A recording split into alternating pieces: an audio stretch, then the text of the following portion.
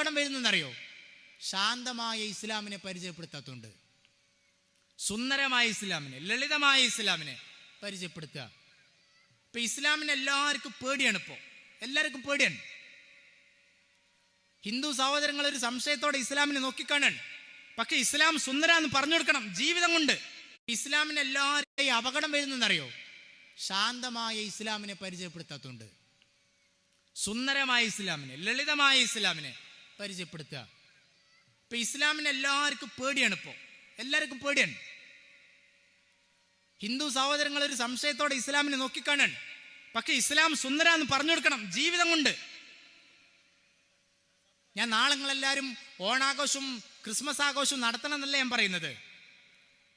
പക്ഷെ എൻ്റെയും നിങ്ങളുടെയും വീട്ടിൻ്റെ അടുത്തുള്ള വിനോദേട്ടൻ, എൻ്റെ നാട്ടിലൊരു പള്ളി, ജുമാഅത്ത് പള്ളിയുടെ തൊട്ട അടുത്ത് താമസിക്കുന്ന വിനോദേട്ടനാണ്. എൻ്റെ ഉപ്പാൻ്റെ സുഹൃത്താണ്. ഇവിടെ ഉണ്ടാവും അങ്ങനെ കുറെ ഹൈന്ദവ സുഹൃത്തുക്കൾ. ഞാൻ വിനോദേട്ടനോട് പറഞ്ഞത്, പള്ളി പൊളിക്കൽ സംവിധാനങ്ങൾക്ക് BJP RSS ഇറങ്ങിയ സമയത്ത് ഞാൻ വിനോദേട്ടനോട് പറഞ്ഞത്, എൻ്റെ നാട്ടിലെ പള്ളി ഒരിക്കലും പൊളിക്കപ്പെടില്ല എന്ന് എനിക്ക് ആത്മവിശ്വാസമുണ്ട്. എന്താണെന്നറിയോ? വിനോദി എന്ന് പറയുന്ന നല്ല ഹിന്ദു ഞങ്ങളുടെ പള്ളിൻ്റെ അടുത്ത് ജീവിക്കുന്നു എന്നുള്ളതുകൊണ്ട്. നല്ല ഹിന്ദു ആളുകളുടെ വെറുപ്പുണ്ടാക്കരുത്. ഇനി നോമ്പാ വരുന്നത്. നോമ്പാവുമ്പോൾ ഇനി കുറേ പോസ്റ്ററുകൾ ഇറക്കും. ഞാൻ ആരും വിമർശിക്കില്ല കേട്ടോ, ഞാൻ ആരെയും കുറ്റപ്പെടുത്തല്ല. ലളിതമായ ഇസ്ലാമിനെ പരിചയപ്പെടുത്തുക എല്ലാവരും. ഇസ്ലാം ലളിതാണ്, സുന്ദരാണ്. കഴിഞ്ഞ റമദാന് ഞങ്ങളുടെ കൊണ്ടോട്ടി ഭാഗത്തുള്ള ഒരു സംഘടന പോസ്റ്റർ വന്നത്, റമദാനാണ്, മറ്റു മതവിശ്വാസികൾക്ക് ഭക്ഷണം കൊടുക്കരുത് നോമ്പ് നോറ്റിട്ട്. ആ പോസ്റ്റർ, ഞാൻ ആ പോസ്റ്ററിന്റെ ശരിയായ മതവശത്ത് ഉൾക്കൊള്ളുന്നു. അതിന്റെ വരും വരായികളെ കുറിച്ച് നമുക്ക് ബോധ്യമുള്ളതാണ്. പക്ഷെ ഒരു പൊതു ഇടത്തിൽ വന്നിട്ട് പോസ്റ്റർ അടിച്ചിട്ട് പറയാൻ, നാളെ മുതൽ ഒരു ഹിന്ദുവിന് തിന്നാൻ കൊടുക്കരുത് എന്ന് വിചാരിക്കാൻ എൻ്റെ വീടിന്റെ തൊട്ടപ്പുറത്ത് താമസിക്കുന്ന എൻ്റെ സുഹൃത്തായ ഹൈന്ദവൻ. ലളിതമായ ഇസ്ലാമിനെ പറഞ്ഞു കൊടുക്കാൻ പറ്റണം. ഇസ്ലാം വളരെ ലളിതം, സുന്ദരം. ഇസ്ലാമിൽ അക്രമമില്ല. ഞാൻ എപ്പോഴും ആലോചിക്കാറുണ്ട്, ദാറുൽഹുദയിൽ പഠിക്കുമ്പോൾ എൻ്റെ ഡിഗ്രി PGയുടെ വിഷയം ഉണ്ടായിരുന്നത് മേരി ഇൻ ബൈബിൾ ആൻഡ് ഖുർആൻ എന്നാണ്. മേരി ഇൻ ബൈബിൾ ആൻഡ് ഖുർആൻ, മറിയം ബീവി ഖുർആനിലും ബൈബിളിലും. എനിക്ക് ആ വിഷയം തയ്യാറാക്കാൻ സൗകര്യം ഒരുക്കി തന്നത് താമരശ്ശേരി ബിഷപ്പ് ഹൗസിലെ ഫാദർ അബ്രഹാം കാവിൽപുരയിടത്തിലാണ്. അച്ഛൻ ഇപ്പം എറണാകുളത്താണ്. ഞാൻ അവിടെ ചെന്ന് ഒരു രാവിലെ നാസ്തയുടെ സമയത്ത് ഇങ്ങനെ ചെന്നപ്പോൾ ഞാൻ ബൈബിളിൽ എങ്ങനെ മറിയം ബീവിയെ പരിചയപ്പെടുത്തുന്നു എന്ന് പഠിക്കാൻ പോയതാണ്. അവിടെ ചെന്നപ്പോൾ അവിടെ കോൺവെന്റിൽ പഠിക്കുന്ന കുട്ടികൾ അവരുടെ വീഞ്ഞ് ഉപയോഗിച്ചുണ്ടാക്കിയ കേക്ക് കഴിച്ചുകൊണ്ടിരിക്കുകയാണ്. അപ്പം എന്നോട് അച്ഛൻ പറഞ്ഞു, അവിടെ നിന്നിട്ട് നമുക്ക് പ്രാതൽ കഴിക്കാം. ഞാൻ ആ ടേബിളിൽ ഇരുന്നു. അപ്പം അച്ഛൻ ഓടി വരാൻ ലോഹട്ടിട്ട്. അച്ഛൻ പറഞ്ഞു, ഹേ അത് കഴിക്കരുത്. അപ്പം ഞാൻ എന്തോ വെറുപ്പുണ്ടാന്ന് വിചാരിച്ചപ്പോൾ എന്നോട് പറഞ്ഞു, നിങ്ങളോടുള്ള വെറുപ്പുണ്ടല്ല, അത് വീഞ്ഞു കൊണ്ടുണ്ടാക്കിയ അപ്പാണ്, അത് നിങ്ങൾക്ക് ഹറാമല്ലേ, നിങ്ങളത് കഴിക്കണ്ട, നമുക്ക് വേറെ ഉണ്ടെന്നാണ്. സുന്ദരമായ ഒരു സംസാരം. ഞാൻ എപ്പോഴും ആലോചിക്കാറുണ്ട്, സുബൈക്ക് ബാങ്ക് കൊടുക്കുമ്പോൾ അല്ലാഹു അക്ബർ എന്ന് പറയുന്ന എൻ്റെ നാട്ടിലാണ്. പള്ളിയുടെ ഒരു 1/2 കിലോമീറ്റർ പോയാൽ പിന്നെ ക്ഷേത്രമാണ്. 25,000 ശ്ലോകമുണ്ട് രാമായണത്തിൽ, 25,000. ഞാൻ ഇതൊക്കെ പറയണമെന്ന് തന്നെ അറിയോ? സിമ്പിളായ ഇസ്ലാമിനെ പറയാ. ഇസ്ലാം എന്ന് പറഞ്ഞാൽ ജാടല്ല, ക്രൂരതല്ല, അത് ദേഷ്യമല്ല, വെറുപ്പല്ല. സുബൈക്ക് അല്ലാഹു അക്ബർ എന്ന് പള്ളിയിൽ നിന്ന് പറയുമ്പോൾ തന്നെയാണ് രാമം യദരസം വിദ്ധി മാം വിദ്ധി ജനകാത്മജം അയോധ്യ മടമിം വിദ്ധി ഗച്ഛതാഥ യഥാ സുഖം.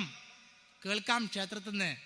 25,000 ശ്ലോകത്തിലെ ഏറ്റവും പ്രധാനപ്പെട്ട ശ്ലോക ഞാൻ ആലപിച്ച്, ഖുൽ ഹുവല്ലാഹു അഹദ് എന്ന് പറയും നമ്മൾ ഖുർആനില്. അള്ളാഹു ഏകനാണ്. ലോകത്തിന്റെ സൃഷ്ടിപ്പിന്റെ പിന്നാലെ പോയാൽ ഒരു ഏകത്വം കാണാം. തമിതം തിഗതം സസയേശ ഏക ഏക പ്രത്യേക ഏവയം ഏതം ദേവമേക വൃതം വേദ സർവേ അസ്മിൻ ദേവ ഏക വൃതോ ഭവനീയ ഏതം ദേവമേ കവൃതം വേട അധർവേദ.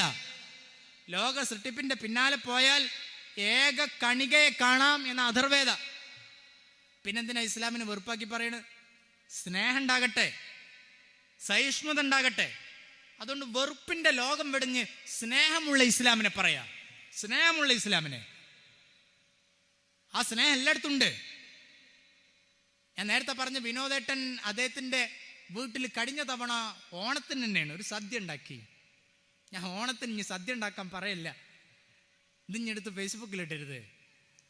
പക്ഷെ അദ്ദേഹം ഞങ്ങളൊക്കെ വിളിച്ചു. അദ്ദേഹം സന്തോഷത്തോടെ വിളിച്ചാൻ എന്നോട് പറഞ്ഞു നിങ്ങൾ ഏതായാലും വരണം. പിന്നെന്താ പറഞ്ഞെന്നറിയോ, വെള്ളം ഇട്ടിട്ടന്നെ വരണം എന്നാണ്.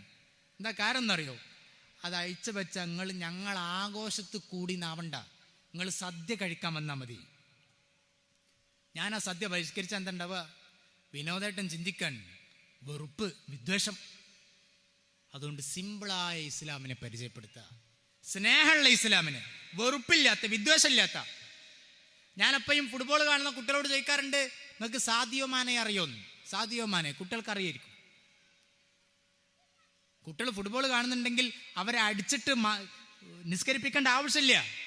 സാദിയോ മാനയുടെ ഫുട്ബോൾ കാണുന്ന കുട്ടികളോട് പറഞ്ഞാൽ മതി മാനയെ മാതൃകയാക്കാൻ. മുഹമ്മദ് സലാ ലിവർപൂളിൽ കളിക്കുന്ന പ്ലെയറാണ്. മുഹമ്മദ് സലാഹിന്റെ ഫുട്ബോൾ കാണുന്ന ലിവർപൂൾ ഫാനായ ഏതെങ്കിലും ആൺകുട്ടി ഈ നാട്ടിലുണ്ടെങ്കിൽ ഓനോട് പറയേണ്ടത് മുഹമ്മദ് സലാഹിനെ മാതൃകയാക്കാൻ തന്നെ. എന്താ മുഹമ്മദ് സലാഹിന്റെ പ്രത്യേകത എന്നറിയോ? മുഹമ്മദ് സലാഹ് നല്ല ദൈവവിശ്വാസിയാണ്, ലിവർപൂളിന്റെ പ്ലെയറാണ്, ഫുട്ബോൾ പ്ലെയർ. അദ്ദേഹം കളിക്കാൻ പോകുമ്പോൾ ഫ്ലൈറ്റ് യാത്രക്കിടയിൽ നമ്മൾ പലപ്പോഴും ഒരു ചിത്രം കണ്ടത്, വിശുദ്ധ ഖുർആൻ പിടിച്ച് വിൻഡോ സീറ്റിന്റെ അടുത്തിങ്ങനെ ഇരിക്കുന്ന മുഹമ്മദ് സലാഹിനെ നമ്മൾ കണ്ടിട്ടുണ്ട്. മുഹമ്മദ് സലാഹിനെ പോലെ കുട്ടികൾ ജീവിക്കട്ടെ, വളരട്ടെ. സാദിയോ മാനെ ഒരു ആഫ്രിക്കക്കാരനാണ്. സാദിയോ മാനെ ആഫ്രിക്കക്കാരൻ, അയാൾ മുസ്ലിമാണ്.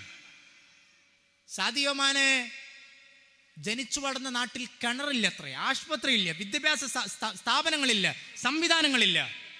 ഇതൊന്നുമില്ലാത്ത നാട്ടിൽ നിന്ന് സാദിയോ മാനെ വന്നിട്ട് അയാളുടെ നാട്ടിൽ കോളേജ് ഉണ്ടാക്കുന്നു, വിദ്യാഭ്യാസ സംവിധാനങ്ങൾ ഉണ്ടാക്കുന്നു, ആശുപത്രികൾ ഉണ്ടാക്കുന്നു, കിണറുകൾ കുടിക്കുന്നു. സാദിയോ മാനെ നല്ല പ്രാക്ടീസിങ് മുസ്ലിമാണ്. അയാളെ മാതൃകയാകട്ടെ. പോൾ പോഗ്ബെ ഫുട്ബോൾ പ്ലെയറാണ്. ഞാനിത് പറയുന്നത് പുതിയ തലമുറക്ക് മനസ്സിലാവാൻ